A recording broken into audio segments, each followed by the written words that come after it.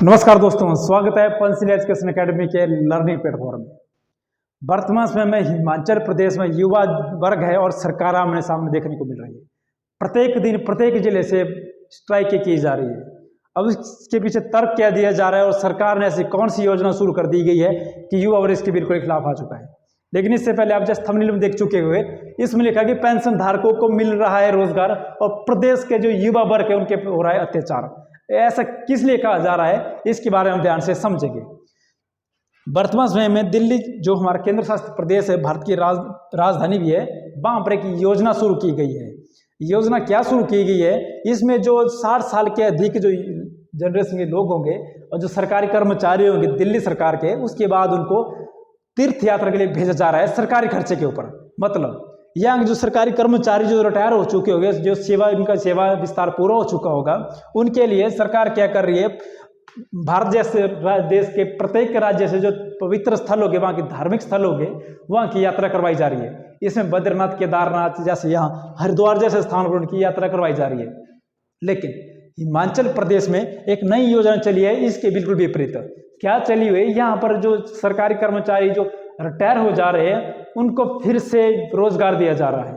रोजगार दिया जा रहा है, इससे क्या अर्थ पता चलता है? इससे तो यही पता लग रहा है कि हिमाचल प्रदेश में युवा सभी क्या है, खुश है। सरकार के जो काम है, सरकार की जो स्कीम है, उनसे क्या है, बहुत ही प्रसन्न है। लेकिन वर्तमान समय में विद्रोह क्यों हो रहे हैं, इसको हम जानने का प्रयास करेंगे। लेकिन जो नोटिफिकेशन निकाली गई हिमाचल प्रदेश सरकार के द्वारा, इसको हम ध्यान से देखेंगे। इसमें बोला गया है जो राजस्व विभाग है, हिमाचल प्रदेश का राजस्व विभाग, वहां पर जो पटवारी और कानूनगो पोस्ट से रिटायर हो चुके हैं उनको फिर से बुलाया जा रहा है यहाँ पर। मतलब आप आइए, फिर से सरकार के प्रति सहयोग कीजिए, उसके बदले सरकार क्या कीजिए, इनको हर महीने इनको वेतन भी दिया जाएगा। और वेतन कोई छोटा मोटा वेतन नहीं दिया जाएगा, इनको लगभग 25 से 30 हजार रुपए की इनको सैलरी दी जा रही है।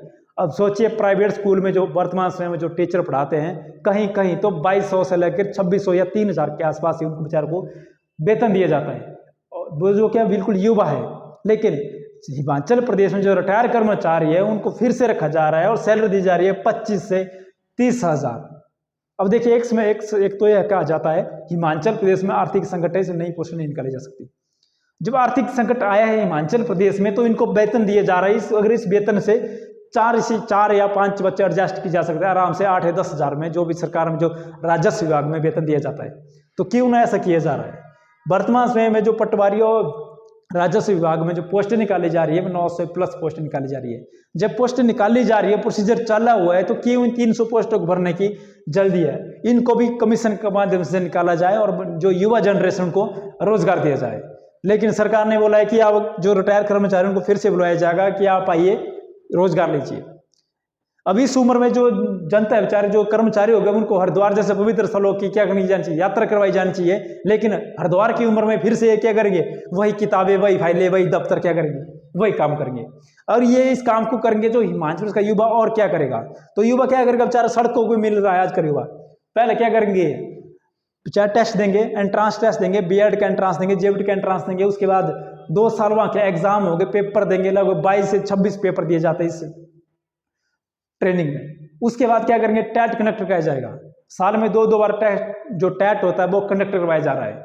उसके बाद क्या करेंगे, ये कमीशन आएगा, कमीशन की तैयारी करेंगे, कमीशन देंगे, रिजल्ट निकालने के लिए फिर से सरकार के खिलाफ क्या करेंगे, आंदोलन करेंगे। 2019 के बाद एक भी क्या टेस्ट कंडक्ट नहीं करवाया जा रहा है।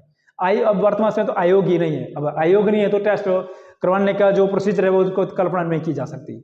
अब देखो, जो लड़के छात्र होंगे वो क्या करेंगे, पढ़ाई करेंगे, सरकार के खिलाफ आदमी क्या करेंगे, स्ट्राइक करेंगे।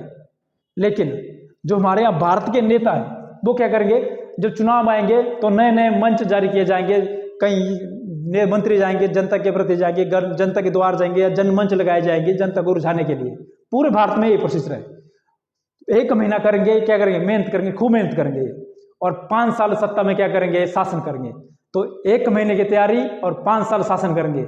लेकिन हिमाचल प्रदेश का युवा, सोचिए दुर्भाग्य देखो हिमाचल प्रदेश के युवा का, 5 साल से कंटिन्यू तैयारी कर रहा है हिमाचल प्रदेश का युवा, और एक मौका तक नहीं दिया जा रहा है।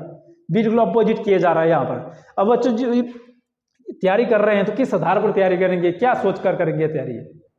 जो तैयारी नहीं करेंगे, एग्जाम नहीं निकलेंगे तो क्या करेंगे, फिर डिप्रेशन चले जाएंगे।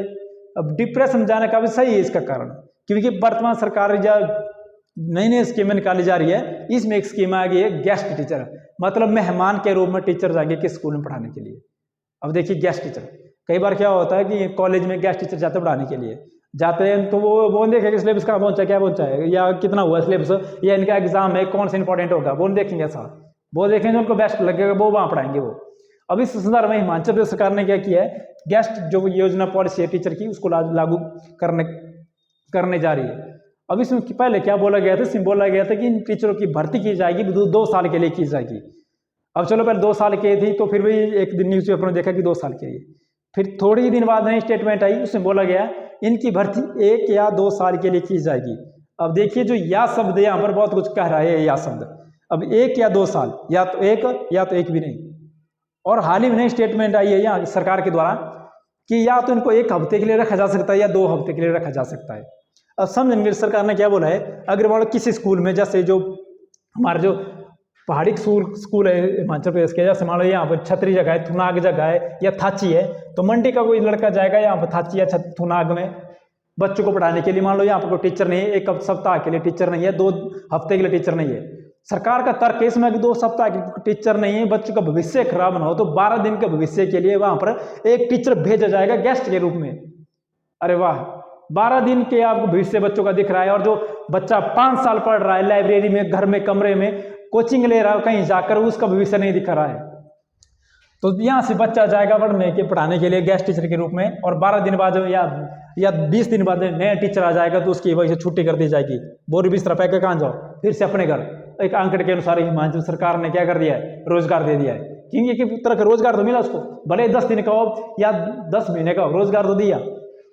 अब देखो इसमें क्या होगा, जब इसमें ग्राउंड लेवल इसकी बात की जाएगी तो बिल्कुल मजदूर की तरह होगा ऐसा। मान लो किसी चौक में वर्तमान समय में मजदूर इकट्ठे मिल जाएंगे, वो कहीं भी चौक में, और वहाँ कोई ठेकेदार आता है, वहाँ से कुछ मजदूर को ले जाता है, 10-12 दिन काम कराता है, उनको वेतन दिया जाता है, फिर घर भेज जाता है, तो ये तो मजदूर की वर्ग बात है। अब देखो जो युवा जनरेशन है वो क्या करेंगे, एक मजदूर की भांति की चौक में इकट्ठे होंगे, कोई जीएफटी की होगी, किसने बीएड की होगी, किसने एमए की होगी, एमएससी की होगी, किसने अलग अलग फील्ड में काम किया होगा, और किसी स्कूल में रिक्वायरमेंट आएगी कितने टीचर चाहिए, 10 दिन के लिए, 20 दिन के लिए, 2 महीने के लिए, 4 महीने के लिए चाहिए, तो जाएगा वहाँ कोई अधिकारी, स्कूल का अधिकारी, और वहाँ क्या स्कीम रखेगा कि हमें 10 जीएफटी वाले चाहिए, 2 बीएड वाले चाहिए, 1 एमएससी चाहिए मैथ में, तो वो लड़के हाथ ही इकट्ठा करेंगे, जो बच्चे इकट्ठे होंगे, क्योंकि बेरोजगारी आंकड़ा दिन पर दिन बढ़ता जा रहा है, तो क्या करेंगे फिर इनको ले जाया जाएगा वहाँ से 10-12 दिन का मजदूरी के रूप में इनसे काम करवाया जाएगा, नाम दिया जाएगा आपको गेस्ट टीचर। जब उनका काम जब उनका यूज हो जाएगा वहाँ से, जब उनसे पढ़ाया जाएगा, नया टीचर आ जाएगा, तो उनकी वहाँ से छुट्टी कर दी जाएगी। एक मजदूर से भी बदतर होने जा रही है हिमाचल प्रदेश में युवा शिक्षित वर्ग की। अब शिक्षित वर्ग को सोच ले कि मजदूर भी से अच्छे पैसे कमाएगा। अब इस आधार पर क्या हो रहा है, जो शिक्षा का स्तर दिन पर दिन घटता जाएगा। अब वर्तमान समय में देखिए, जो केरला जैसे राज्य में नंबर 1 था, आज हम क्या है 18वें स्थान पर है। अब जो सरकार में जो टीचर है वहां पर, जो कमीशन के माध्यम से गया हुआ है, जब वो पढ़ाता है तब हम 18वें स्थान पर है। अब गेस्ट टीचर जाएंगे तो सोच लीजिए स्थान कौन सा आएगा, 28 राज्य में से बाहर हो जाएंगे, केंद्र शासित प्रदेश से बुरी हालत हो जाएंगी। अंडमान निकोबार के स्टेट भी वो भी हमसे अच्छे होंगे, जो गेस्ट टीचर पॉलिसी यहाँ पर लागू की जाएगी। तो देखते हैं सरकार इसमें क्या करेगी, जो पॉलिसी लाएगी सरकार इसमें क्या क्या सुझाव करने जा रही है, वो आने वाले समय में देखेंगे। लेकिन अभी क्या हो रहा है, जो गेस्ट टीचर के रूप में करेंगे काम, अब देखो ये क्या करेंगे, +2 के मेरिट के हिसाब चले जाएंगे, बाहर लग जाएंगे। लेकिन जो योग्य लड़का होगा, अब 2008 का बैच चला था इसमें कमीशन में बैच वाइज में, अब 2008 के बाद जब सरकार नई पॉलिसी लाएगी +2 की मेरिट के हिसाब से, तो किस आधार पर उस बच्चे की सिलेक्शन होगी जिसने 2008 में +2 की होगी, मात्र 50 या 60% नंबर से, क्योंकि 2008-10 में क्या यही तो परसेंटेज होती है उस वक्त +2 की। लेकिन वर्तमान समय में आप देख रहे हो ट्रेंड कितनी हाई चली गई है। तो ये योग्य लड़का होगा वो बेचारा रह ही जाएगा अपनी बारी का इंतजार करने के लिए, मैं लोगों किस लिए कमीशन के माध्यम से बैच वाइज, इस माध्यम से गेस्ट टीचर की जो पॉलिसी चली हुई है, इस माध्यम से उसका नंबर कभी नहीं आएगा। तो योग्य जिसके पास योग्यता है बेचारा घर में बैठा रह जाएगा, और जिसके मेरिट के आधार नंबर बेचारा लग जाएगा। तो इसमें कहावत बिल्कुल सही बैठती है कि जो घोड़े हैं जो योग्य होंगे वो बेचारे खाएंगे घास, और गधे हैं जो वो खाएंगे चमनप्राश। बिल्कुल सही कहावत हमारे बैठ जाएगी इस पॉलिसी के माध्यम से। तो देखते हैं सरकार इसमें कौन से बदलाव लेकर आएगी, आने वाले समय पता चलेगा। मिलते हैं अगली क्लास में, तब तक के लिए जय हिंद।